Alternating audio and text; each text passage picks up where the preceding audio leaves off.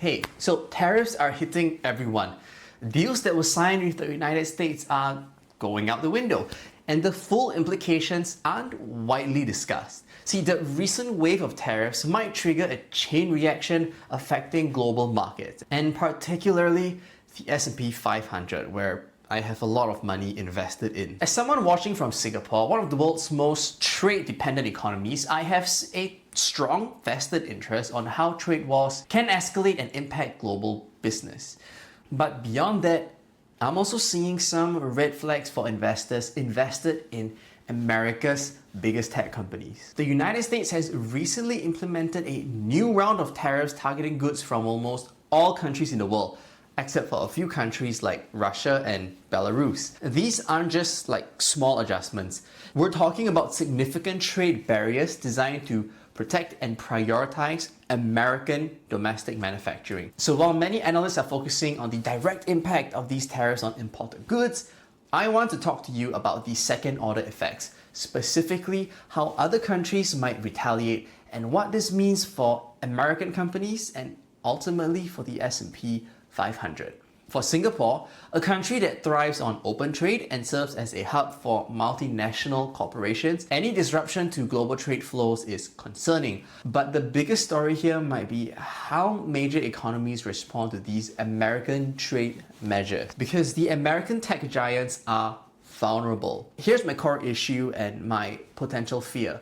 The S&P 500 is heavily weighted towards American tech giants that derive significant portions of their revenue from international markets. These companies like Apple, Microsoft, Amazon, Google, and Meta are all global in nature, and that's precisely why they have grown to such an enormous market capitalization. Let's look at some of the numbers. Apple generates roughly 60% of its revenue outside the United States. Microsoft, it's approximately 50%. Amazon's international segment is still growing. Google and Meta both heavily rely on global advertising markets. These companies have become dominant partly because they operate globally with no tariffs and no restrictions really placed on them. Valuations assumes this continued access to international markets. But what happens if the access becomes restricted as a part of retaliatory measures to the tariffs? Maybe they'll start with X first, then maybe Meta, then further on maybe Google, because countries have multiple tools at their disposal for retaliation. First, they could impose their own tariffs on American software services and digital products. While physical goods crossing boundaries are easy to target, digital services can also face barriers through taxes, licensing requirements, or just outright blocks. Second, countries may continue to put pressure on the regulatory side. We've already seen the EU take strong action against American tech companies through the GDPR, antitrust action, and other digital service taxes. And they might just start to put more restrictions as a part of trade dispute. Third, governments may just decide, you know what, we're just going to ban the American companies and promote domestic alternatives. And China has already demonstrated this with its tech ecosystem, Baidu, Alibaba, Tencent. And so other countries might just follow suit with an increased investment in local competitors or state-backed alternatives. And finally, some countries might even limit data flows or impose data localization requirements directly impacting cloud providers like AWS, Azure, and Google Cloud. See, this isn't purely speculative. We've seen versions of this play out before. Google's exit from China in 2010 shows how a major market can be completely closed to an American tech giant. And despite Google's technical superiority at the time, Baidu became China's dominant search engine and continues. And same thing with Russia as well. Russia's response to sanctions have included promoting domestic tech alternatives and restrictions on Western platforms as well. And these examples demonstrate that countries can and will take measures against American tech companies when motivated by broader geopolitical or economic reasons. Many argue that American tech dominance is too entrenched to be threatened. And that's true to a certain extent. However, I think there's a critical distinction we need to make. Unlike manufacturing capabilities which require factories, supply chains, and years of development, software services face a different competitive landscape. While it's true that building alternatives to AWS and replicating Google search capabilities isn't easy, The barriers are different than in manufacturing. Software can be developed concurrently in multiple locations, and talent is more or less globally distributed. And the core intellectual property can sometimes be replicated or worked around.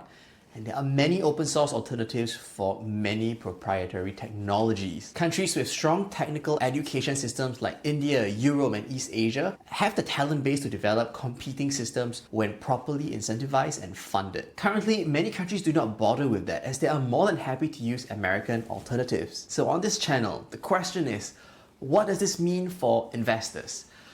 Well, the S&P performance has been increasingly driven by a small number of mega-cap tech companies. If these companies face significant international headwinds due to trade retaliation, it could have an outsized effect on the index as a whole. For context, the top 7 tech companies now account for nearly 30% of the S&P total value.